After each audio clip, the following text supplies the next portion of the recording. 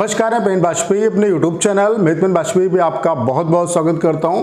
Finally SSC CHSL 2021 का final जो result है वो डिक्लेयर हो चुका है। आप सभी ने अपना रिजल्ट देख लिया होगा, तो जिन भी बच्चों का सिलेक्शन हो गया है उनको मेरी तरफ से ढेर सारी कांग्रेचुलेशन कि आप लाइफ में बहुत बेहतर करें। और जिन बच्चों का सिलेक्शन नहीं हुआ उनसे बस यही कहना चाहता हूँ कि सफलता आपसे बस एक कदम ही दूर है, आपको पीछे नहीं हटना है, क्योंकि जब तक कि आप सफल नहीं होगे तब तक कि आपके डेडिकेशन का और आपकी जो भी मेहनत है उसका कोई मतलब नहीं है। तो सफल होना ज़रूरी है आपके लिए, क्योंकि पीछे हटने से कोई फ़ायदा नहीं है। अब आपको जीतना है तो एक स्टेप और उठाइए और मेहनत करिए। आपके जो सफलता है वो आपके बहुत करीब है। अगर आप यहाँ से आउट हुए तो कहीं ना कहीं एक अच्छे लेवल पे हैं आप, बस आपको थोड़ी सी और मेहनत करने की ज़रूरत है, आप सफल हो जाएंगे। तो इस वीडियो में हम लोग जो रिज़ल्ट है आपका उसका डिटेल में एनालिसिस करेंगे कि कट ऑफ कितनी क्या गई, पोस्ट वाइज किस पोस्ट की कितनी कट ऑफ गई है, ठीक है।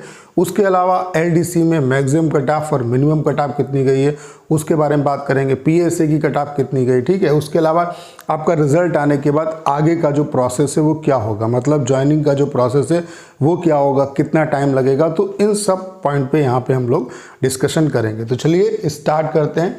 आप लोग देख पा रहे होंगे ये आपका जो रिज़ल्ट है वो डिक्लेयर हो चुका है। थोड़ा सा इसे मैं इरेज कर देता हूँ। आपका जो फाइनल रिज़ल्ट है वो डिक्लेयर किया जा चुका है, आप लोग देख पा रहे होंगे। ये कल रात में आपका रिज़ल्ट आ गया था, कुछ कारणवश मैं वीडियो नहीं बना पाया, तो इस वजह से डिटेल में इसका एनालिसिस करेंगे। तो यहाँ पे डिटेल दी गई है। यहाँ पे टोटल जो कितने बच्चे, टोटल वैकेंसी कितनी है 6013, और जो बच्चे सेलेक्ट किए इन्होंने 5998 बच्चे सेलेक्ट किए हैं, ठीक है। यहाँ पे ये भी बताया है कि कितने बच्चे अदर कैटेगरी के हैं जिन्होंने UR में जो है वो सिलेक्शन लिया है, ठीक है।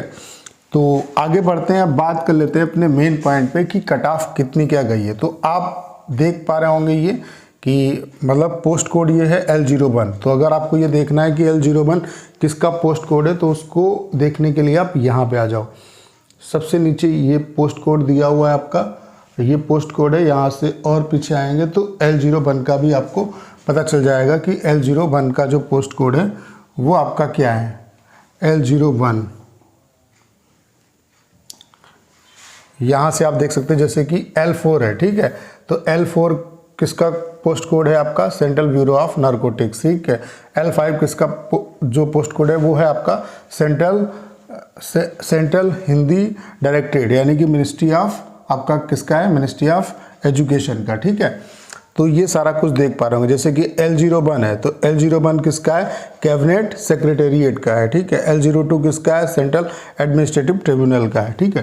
तो आप कट ऑफ देख सकते हैं, ठीक है। अब वहीं पॉइंट पे आ जाते हैं जहाँ से आपकी कट ऑफ जो है वो स्टार्ट हुई है। तो आप देख पा रहे होंगे कि कट ऑफ जो है वो कितनी क्या गई है, ठीक है। अगर हम सबसे मिनिमम बात करें, LDC में सबसे मिनिमम जो कट ऑफ गई है वो किस पोस्ट की गई है, तो वो L13 की गई है। L13 किसका पोस्ट कोड है, आपका BRO का, ठीक है। बॉर्डर रोड जो आपका है उसका है। इसमें थोड़ा सा फिजिकल स्टैंडर्ड जो है वो आपका रिक्वायर्ड होता है।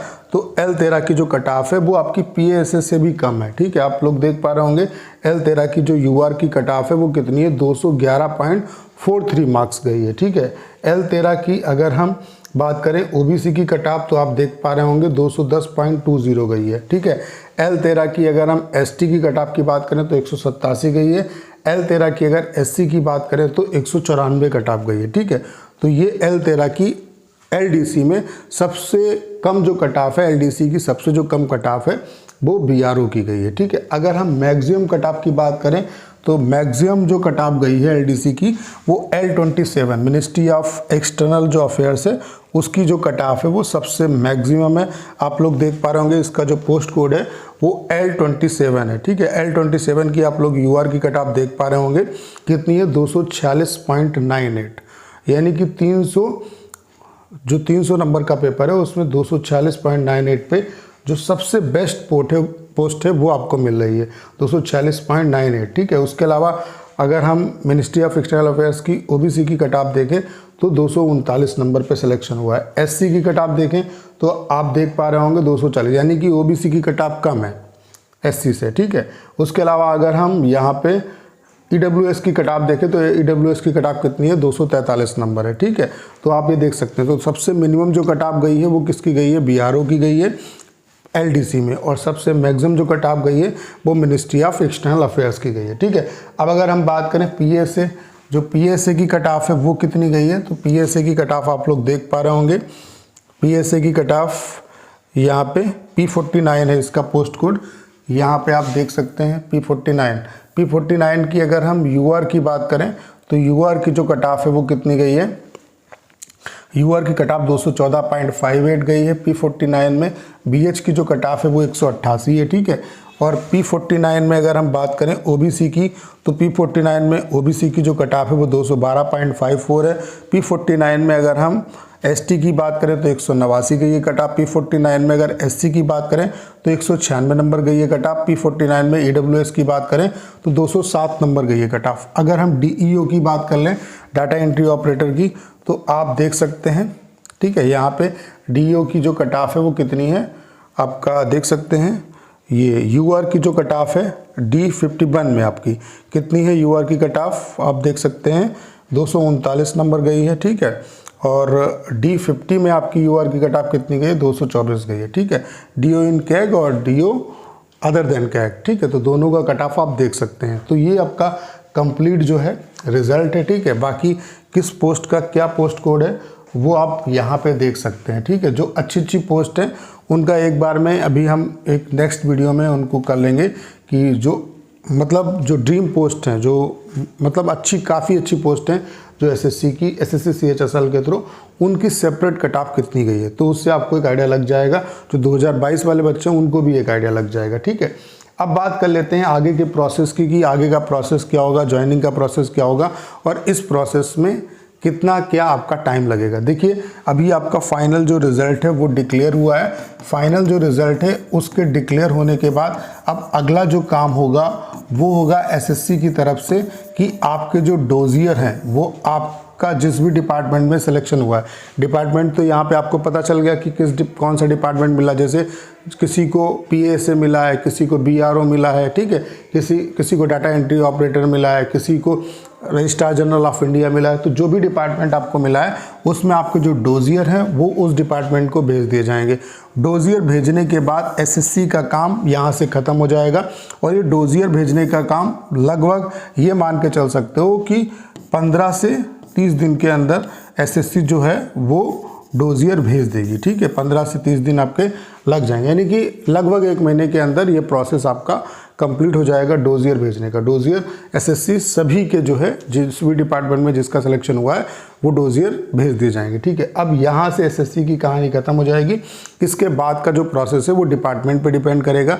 फिर डिपार्टमेंट क्या करेगा, जिस भी डिपार्टमेंट में आपका सिलेक्शन हुआ है आपको परेशान होने की ज़रूरत नहीं रहेगी। ठीक है, डिपार्टमेंट अटेस्टेशन फॉर्म निकालेगा। अटेस्टेशन फॉर्म आपके पास बाय पोस्ट भी आएगा और बाय मेल भी आएगा। ठीक है, उसमें सारा क्राइटेरिया दिया होगा कि मेडिकल सर्टिफिकेट आपको कहाँ किस तरीके से बनवाना है, किस क्राइटेरिया का बनवाना है, पुलिस वेरिफिकेशन कहाँ से कराना है, पुलिस वेरिफिकेशन के लिए आपका एड्रेस क्या रहेगा। ठीक है, और जितनी भी डिटेल हैं वो आपसे मांगी जाएंगी। ठीक है, तो सारा डिटेल भर के आपको आपके डिपार्टमेंट में देना होगा। फिर आपका ज्वाइनिंग लेटर इशू होगा और फिर आपको ज्वाइन करना होगा एक निश्चित डेट पे। ठीक है, तो ये प्रोसेस होगा आपका ज्वाइनिंग का। अब यहाँ पे जो मान लेते हैं जैसे कि PSA है, ठीक है, या कोई भी डिपार्टमेंट है जहाँ पे मैक्सिमम बच्चे हैं, ठीक है, उस पर भी आपका ज्वाइनिंग का प्रोसेस डिपेंड करता है कि कितना टाइम लगेगा। उसके अलावा कुछ डिपार्टमेंट ऐसे हैं जिनमें पुलिस वेरिफिकेशन पहले होता है, बाद में ज्वाइनिंग होती है, तो वहाँ पे थोड़ा सा ज्वाइनिंग लेट हो जाती है। लेकिन जहाँ पे पुलिस वेरिफिकेशन बाद में होता है, ज्वाइनिंग पहले करा देते हैं, तो वहाँ पे ज्वाइनिंग फास्ट हो जाती है। ठीक है, अगर हम ओवरऑल बात करें कि कितना टाइम लगेगा, देखिए आपको पता है कि सारा कुछ मिशन मोड पे चल रहा है। ठीक है, तो बहुत ज़्यादा इस प्रोसेस में टाइम नहीं लगेगा।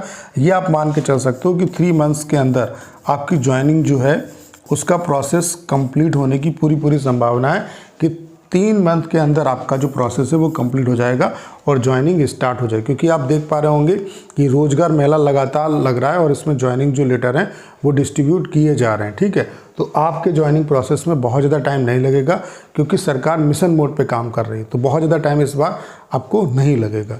उम्मीद है कि 3 महीने में ज्वाइनिंग जो है वो मिलना स्टार्ट हो जाएगी स्टूडेंट को। वो मैंने बताया कि कहीं कहीं पे हो सकता है डिपार्टमेंट वाइज थोड़ा सा लेट हो जाए, लेकिन 3 महीने में आपको पता चल जाएगा कि ज्वाइनिंग जो है वो स्टार्ट हो गई है। ठीक है, तो उम्मीद करता हूँ कि सारी जानकारी आप अच्छे तरीके से समझ पाए होंगे। आपको करना क्या है, इस वीडियो को ज़्यादा शेयर करना है। उसके अलावा अगर आप चैनल पर नए हैं और आपने अभी तक इसे सब्सक्राइब नहीं किया है तो प्लीज़ चैनल को सब्सक्राइब करना मत भूलिएगा।